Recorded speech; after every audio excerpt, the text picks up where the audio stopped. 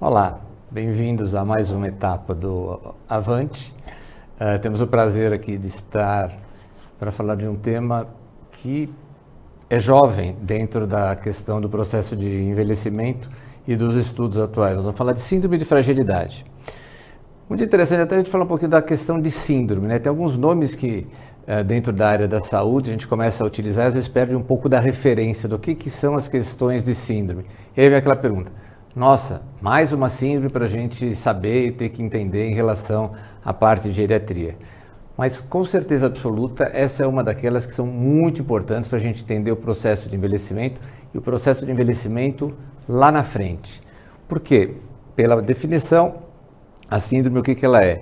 Ela é um conjunto, né? Até a tradução da palavra, é uma reunião de sinais e sintomas que vêm de causas diferentes. Então, vamos entender onde isso se aplica em relação à questão de fragilidade. Óbvio que todos conhecem, mas mais importante a gente falar dessa questão do envelhecimento e do envelhecimento do idoso, porque essa fragilidade normalmente ela vai acabar aparecendo com mais frequência naquelas pessoas de faixas etárias mais elevadas, aquelas pessoas que têm efetivamente uma baixa reserva funcional. O que é reserva funcional? Vamos pegar um exemplo mais simples para a gente entender da onde a gente pode arrastar um pouquinho esse conceito. Como se você pegasse uma pessoa aos 40 anos de idade, vamos dar um exemplo, né? E ela tivesse uma doença, uma infecção. Vamos imaginar uma moeda que você fosse jogar em cima daquela pessoa nessa faixa etária. É como se você jogasse uma moeda em cima de uma piscina. Tem tanta reserva que praticamente você não vai ter grandes problemas. Se você pegar essa mesma moeda de R$1 e jogar, e aquela infecção for uma pessoa de 60 anos ou mais, você já está jogando aquilo num lugar menor, você está jogando uma bacia, e efetivamente aquilo vai formar como se fosse uma marola e você vai poder ter problema. Se você jogar essa mesma moeda, a mesma agressão, a mesma infecção, e isso for uma pessoa de 70 anos, provavelmente você vai ter um recipiente menor e isso vai ter consequência. Não existe reserva funcional, não existe margem de erro. E se pegarmos uma pessoa de 80 anos e ainda com um quadro demencial, essa reserva vai ser menor, essa moeda é como se você jogasse num copo. Efetivamente, a reserva funcional se dá para isso. E como nós podemos ver, cada vez mais nós estamos tendo pessoas vivendo mais tempo em faixas etárias mais elevadas, os nonagenários, para não dizer agora também alguns centenários também.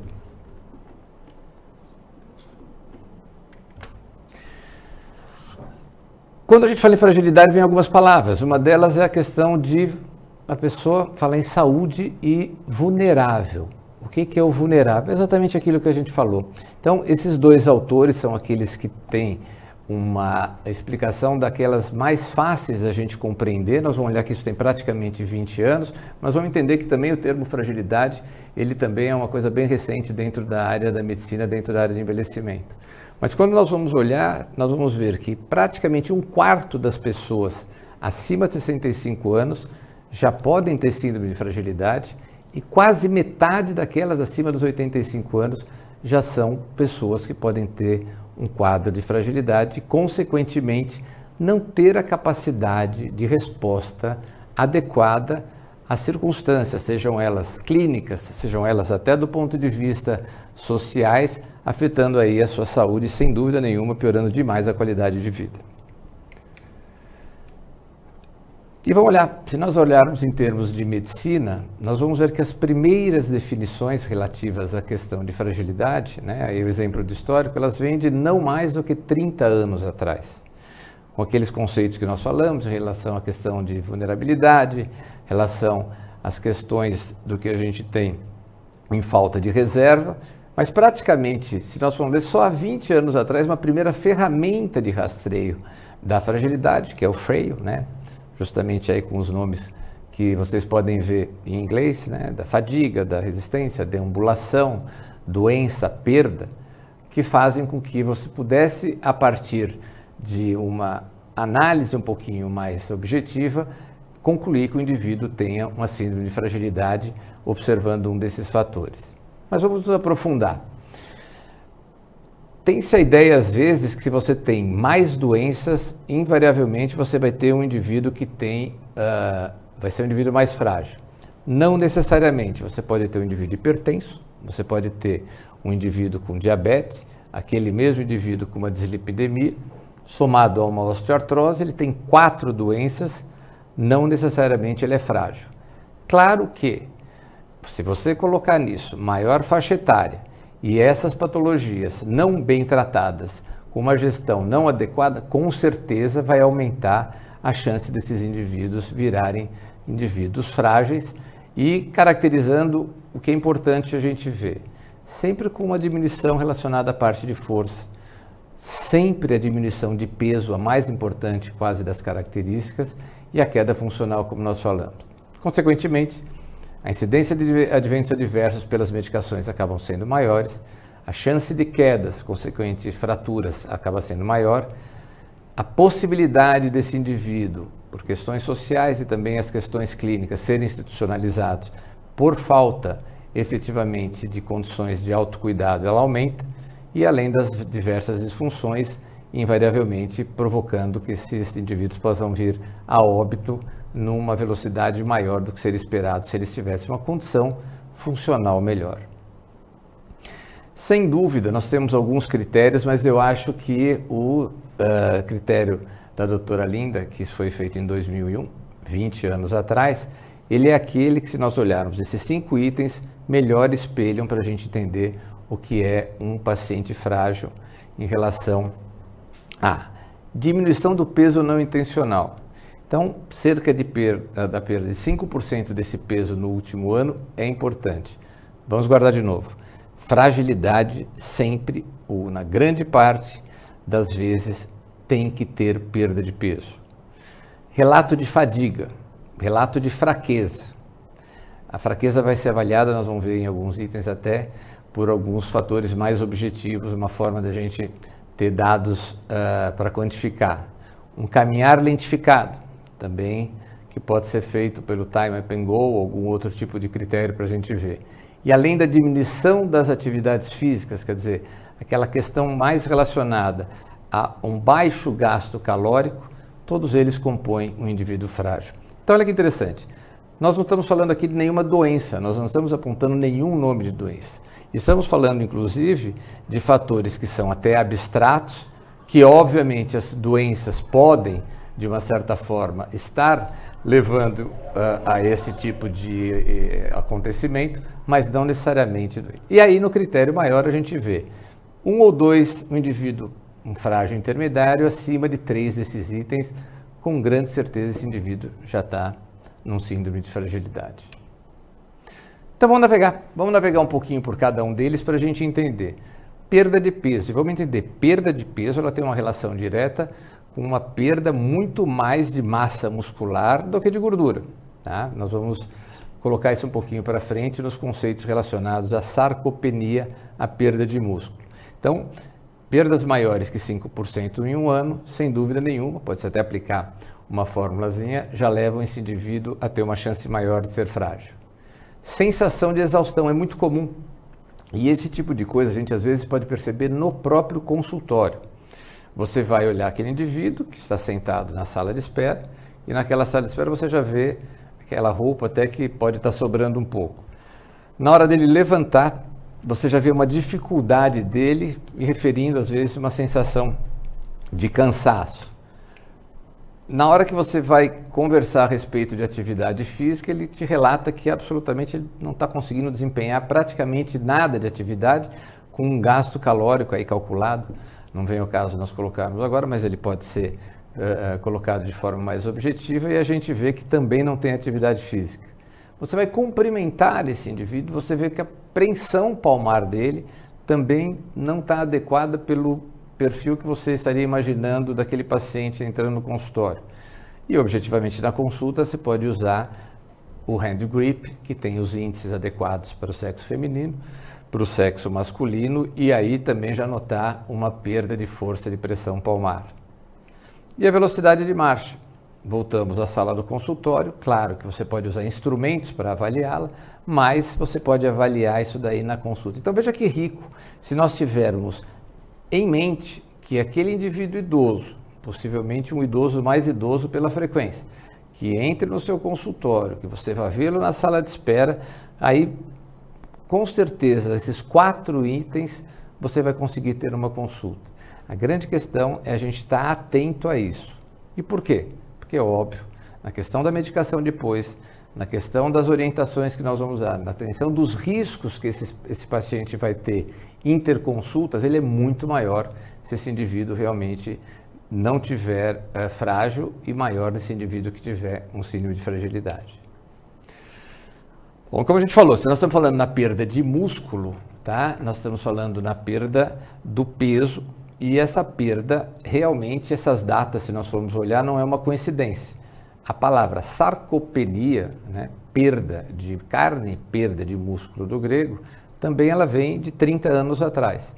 Então, esses conceitos muito associados da síndrome de fragilidade, onde existe a perda de peso, existe a perda de músculo, acaba realmente não sendo coincidência. E eu acho essa frase muito interessante, onde ela diz o seguinte: provavelmente não há nenhum declínio funcional e estrutural mais dramático que o declínio da quantidade de massa magra durante os anos de vida. O que quer dizer isso? Se eu tiver uma perda e um declínio funcional e estrutural do coração, como eu tenho do músculo, esse indivíduo vai falecer. Se esse indivíduo tiver uma perda funcional do rim, o organismo também não vai dar conta. Se ele tiver uma perda funcional dessa magnitude no pulmão, ele também não vai sobreviver.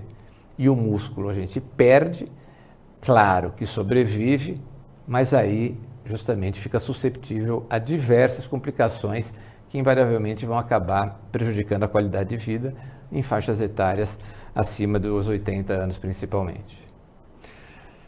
Uma pergunta interessante também, né? Já que a gente falou de músculo e de perda, o que é músculo? Ele é um tecido ou ele é um órgão?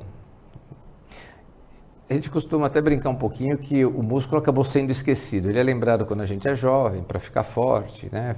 Para aquela questão de academia, tá? Quando a gente fica velho, ou no processo maior de envelhecimento, que a gente precisa dele, a gente já esqueceu um pouco. Mas ele é responsável por questões como metabolismo de glicose, relação com a parte proteica, ele é um gerador de força, ele se integra com todos os outros sistemas. Você vai no indivíduo pela parte cardiovascular que ele tem um problema a fazer exercício, ele precisa de músculo. Então, na nossa opinião, a gente tem que considerar que ele é um tecido no crescimento, mas pela importância, e sempre relacionando com a questão do que nós temos visto em relação às perdas que tem, ele tem um papel quase de um órgão no processo de envelhecimento. Já que a gente falou da sarcopenia, olha, então, vamos mais perto ainda, quer dizer, se nós estamos falando que o primeiro consenso mais sério e objetivo que foi feito foi em 2010, né, caracterizando aí por uma tríade: perda da massa muscular, perda da força, perda da performance física, para nós caracterizarmos a sarcopenia, nós estamos falando de 10 anos atrás. Então, a maior parte dos estudos clínicos e estudos também relacionados às matérias básicas de entendimento, né, de fisiologia, de fisiopatologia, eles são todos muito novos. Um segundo consenso que nós tivemos agora em outubro de 2018, a gente fez questão de colocar aqui como original, ele já tem uma visão um pouco mais ampla em relação à parte de sarcopenia, não olhando única e exclusivamente para a questão do músculo, da força em si, mas levando em consideração componentes como a própria idade e as suas perdas, as doenças concomitantes, várias delas com condições inflamatórias, as questões sociais, né, e de dia a dia relacionadas à inatividade e principalmente um fator fundamental, a questão nutricional, que nos indivíduos de idade acaba sendo prejudicada por uma série de coisas: dificuldade de ingestão, dificuldade relacionada à parte de deglutição e uma série delas que a gente vai conversar ainda um pouquinho mais para frente. Então, esta visão hoje da sarcopenia, consequentemente, o peso dela dentro da fragilidade, começa a ter aí uma visão um pouco mais global, mais holística, tentando levar em consideração todos os fatores de vida e não só a questão de músculo. Aí, rapidamente, para a gente entender, se é uma coisa nova, obviamente os consensos em relação à questão diagnóstico também não são aqueles consensos que estão absolutamente maturados. Então, nós temos algumas ferramentas diagnósticas, não vamos entrar em detalhe, Mas se a gente tiver que olhar do ponto de vista de assistência clínica, nós temos a tradicional antropometria, super importante, a bioimpedância, que todos conhecem, e o chamado DEXA, que nós vamos apresentar um pouquinho agora aí na frente. Em termos de pesquisa, a gente acrescenta aí a tomografia e ressonância. Quer dizer, exames de imagem podem ser facilitadores de nós observarmos principalmente a massa muscular. Mas massa muscular ela é importante na fragilidade, porque a perda dela faz com que tenha perda de peso e, consequentemente, uma questão funcional prejudicada. Como curiosidade, um exame muito pouco utilizado, mas ele pode ser bem útil num start, num início de nós pensarmos na questão do idoso frágil, é a questão desse DEXA. Esse aparelho, uma boa parte das pessoas conhece, ele é muito pedido, principalmente para mulheres, para nós fazermos aí a densitometria óssea. Mas com esse mesmo aparelho, dá para a gente observar ali naquele modelo, nós temos a possibilidade de ver, além do osso, músculo e gordura por região. Consequentemente, ter um diagnóstico mais preciso desta perda de peso, dessa perda de massa muscular, dessa fragilidade do indivíduo, dessa dificuldade de andar, dessa piora da marcha, da maior chance de desequilíbrio, maior número de quedas, com uma base já, pelo menos estrutural, além das funcionais que aí nós podemos acrescentar. Então, acaba sendo um exame bem útil, e também não só para diagnóstico, mas para, depois de orientação, algum tipo de atuação, seja ela do ponto de vista de fisioterapia, medicamentoso, suplementação ou a somatória deles, você avaliar o resultado que você está tendo.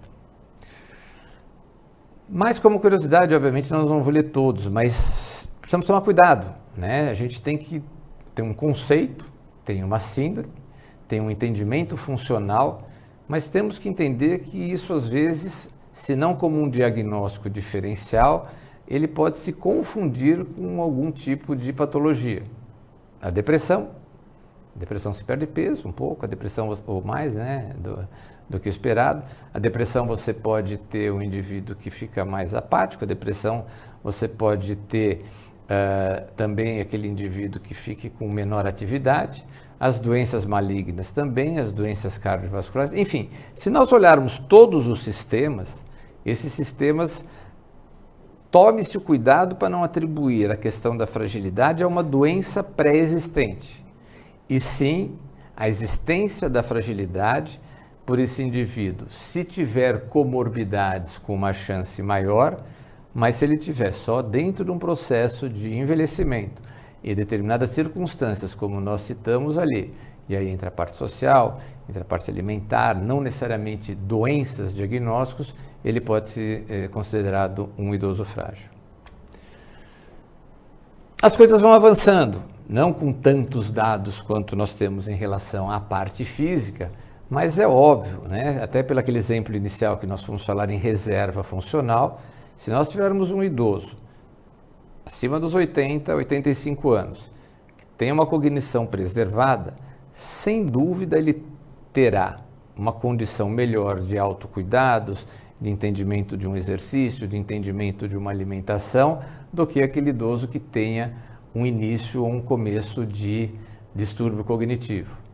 Então, acrescente, agora se começa a estudar melhor, a questão da fragilidade, o aumento do risco das alterações cognitivas futuras. Então, o que seria uma definição muito rápida, da fragilidade cognitiva?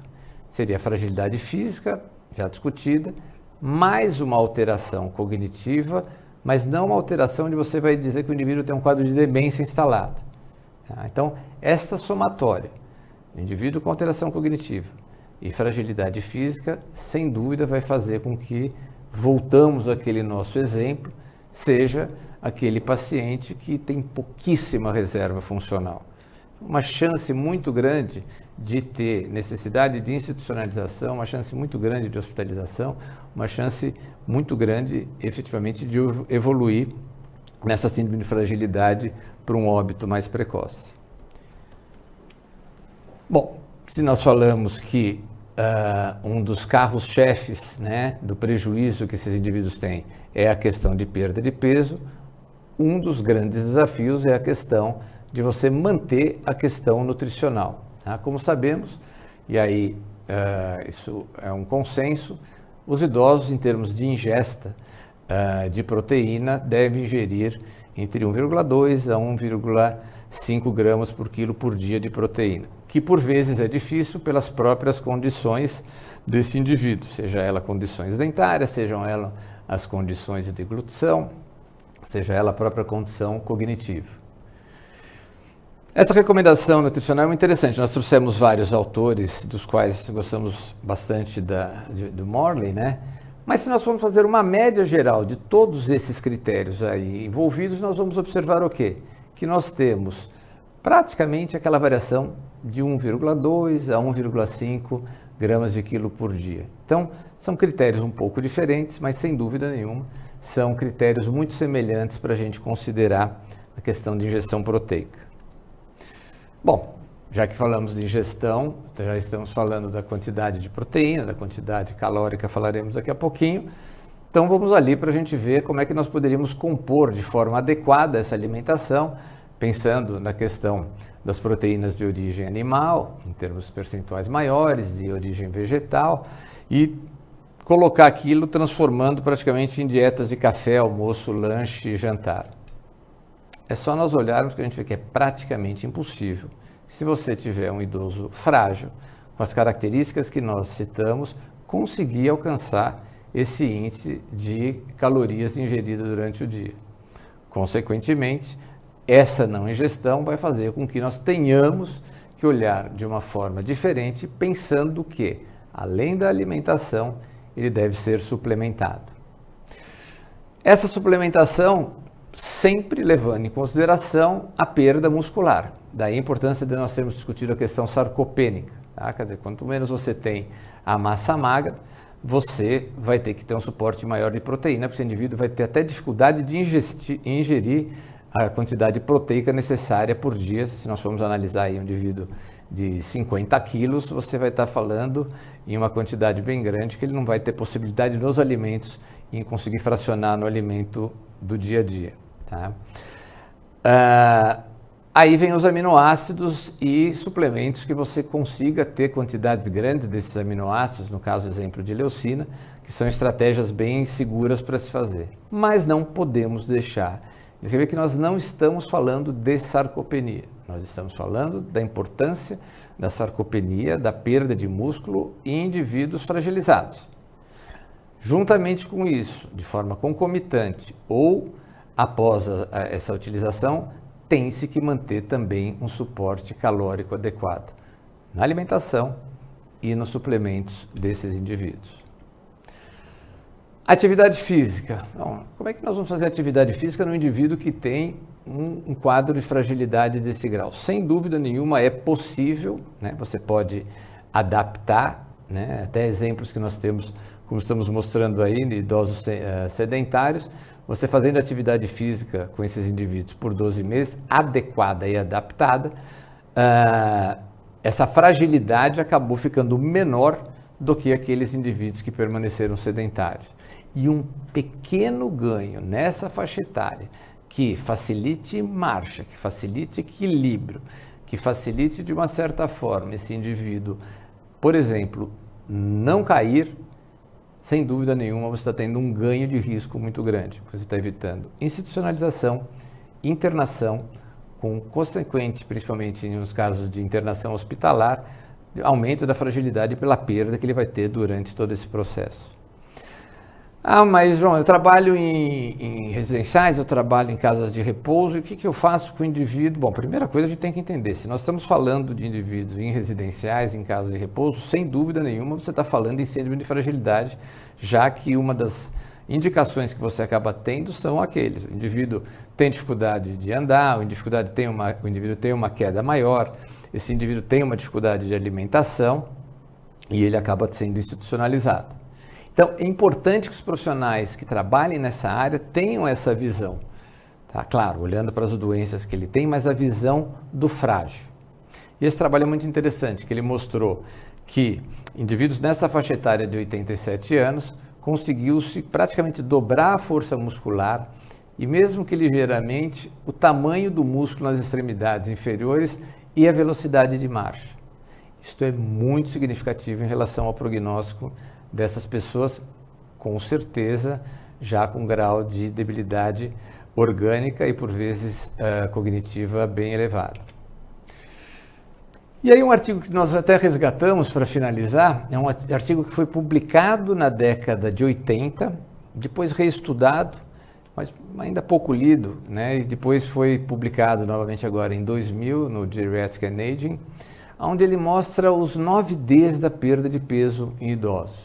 Tá? Então, se fragilidade tem a ver com perda de peso, a gente tem que prestar atenção. E olha só, olhando acima dos 85, 90 anos, o que acontece com dentição, a questão das doenças crônicas somadas, das disfunções, da disfagia, depressão, quantidade de drogas e até disgeusia, né? Aquela dificuldade do paladar, etc. Então, essas pessoas expostas a esse tipo de condição são candidatos efetivamente a se tornarem indivíduos frágeis.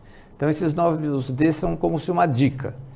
Tem uma somatória deles, precisamos tomar cuidado, porque esse indivíduo tem uma chance muito grande de fragilizar. É um tema dentro da geriatria que, sem dúvida nenhuma, cada vez vai ser mais estudado, cada vez nós vamos ter mais dados, principalmente porque cada vez mais nós temos indivíduos em faixas etárias mais elevadas com chance de todos esses prejuízos. Muito obrigado.